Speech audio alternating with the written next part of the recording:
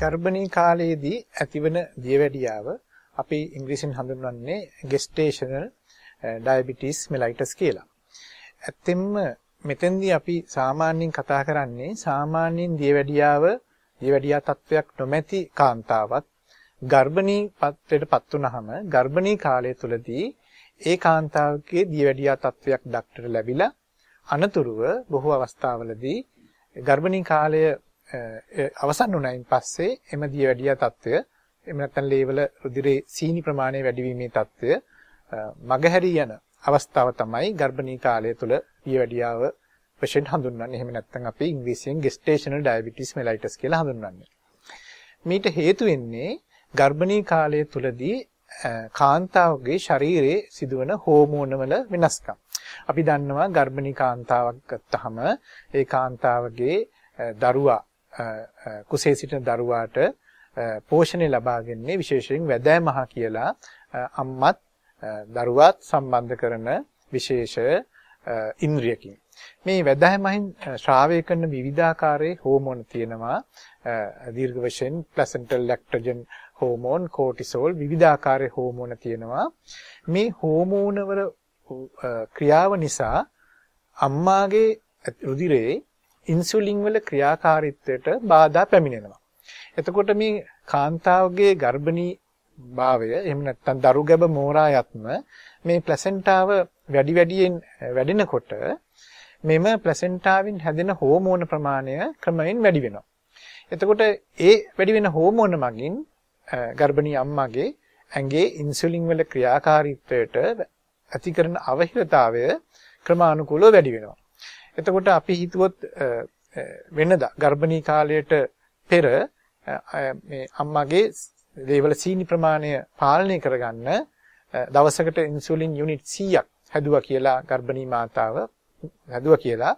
ගර්භණී මාතාවක් වුණාම සාමාන්‍යයෙන් මේ ඇතිවන ඇන්ටි ඉන්සුලින් ඉෆෙක්ට් එක කියන්නේ ඉන්සුලින් ප්‍රතිරෝධ හෝමෝන වල ක්‍රියාකාරීත්වය නිසා වෙනදා යුනිට් 100ක් හදන කෙනෙකුට යුනිට් 200ක් හෝ 300ක් හදන්න වෙනවා අම්මගේ රුධිරේ සීනි පාලනය කරගන්න.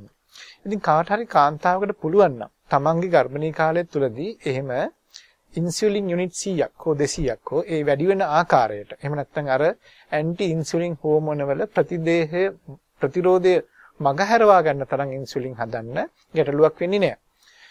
නමුත් කවුරු හරි කාන්තාවකට ප්‍රශ්නයක් වෙලා තියෙනවා නම් එයාගේ ඇඟේ ඉන්සුලින් හදා ගැනීම නිෂ්පාදනය කිරීමේ හැකියාවේ අඩුකමක් තියෙනවා නම් එයාට ඒ තැනැත්තියට ගර්භණී කාලය තුලදී ඒ ඉන්සුලින් වල ප්‍රතිරෝධ හෝමෝන අභිභවා යමින් වැඩි ඉන්සුලින් ප්‍රමාණයක් නිපදවා ගැනීමේ හැකියාවක් නැහැ. ඒ නිසා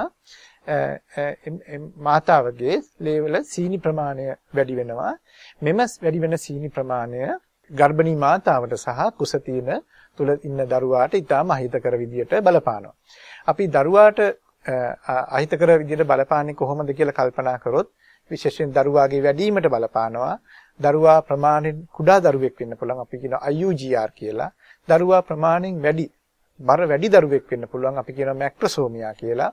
ඒ අරුණයින් පස්සේ දරුවාගේ අංග විකල තත්වයක් වුණත් ඇති වෙන්න පුළුවන්. විශේෂයෙන් දරුවාගේ ඉන්ද්‍රියන් හැදෙන ගර්භණී කාලයේ මුල කාලයේදී සීනි හරියට පාලනය වෙලා තිබුණ නැත්නම් යම් ආකාරී ස්නායු හෘද රෝග ඒ වගේ අංග විකල තත්වයක් වුණත් ඇති වෙන්න පුළුවන්. ඒ අරුණෙන් පස්සේ අපි දන්නවා පොලිහයිඩ්‍රම්නියෝස් එහෙම නැත්නම් කුස තුළ තියෙන වතුර ප්‍රමාණය වැඩි වෙන්න පුළුවන්. සහ දරුවා කුස තුළ මිය යන්න උනත් පුළුවන්. එහෙම නැත්නම් දරුවා ඉපදුනට පස්සේ දරුවාගේ ඉන්සුලින් ක්‍රියාකාරීත්වය දිගටම ගිහිල්ලා ලේවල සීනි අඩු වෙලා නියෝනේටල් හයිපෝග්ලයිසීමියා කියන භයානක තත්ත්වය වුණත් ඇති වෙන්න පුළුවන්. අනිත් අතට මවටත් මේ ගර්භණී කාලය තුල ඇතිවන දියවැඩියාව ඉතා අහිතකර විදිහට බලපාන්න පුළුවන්. අම්මාගේ මවගේ රුධිර පීඩනය මෙම තත්ත්වය නිසා වැඩි වෙන්න පුළුවන්. එහෙම නැත්නම් අපි අර එක්ලැම්සියා එහෙම නැත්නම් මමක් අර ෆිට් එක එහෙම නැත්නම් පලිප්පු වැනි තත්ත්වයක් වුණත් ඇති වෙන්න පුළුවන් මෙම සීනි අධික වීම නිසා. ඒ අරුණාම ගර්භණී කාලය තුල මව නිතර ආසාදන තත්ත්වවලට ඒ කියන්නේ ඉන්ෆෙක්ෂන්ස් වලට මුත්‍රාවල ඉන්ෆෙක්ෂන් එකක් වෙන්න පුළුවන්. එහෙම නැත්නම් chest infection පෙනහළු වල ඉන්ෆෙක්ෂන් එකක් වෙන්න පුළුවන්. එවැනි ඉන්ෆෙක්ෂන්ස් වලට නිතර ගොදුරු වීමේ හැකියාවක් තියෙන්න පුළුවන්.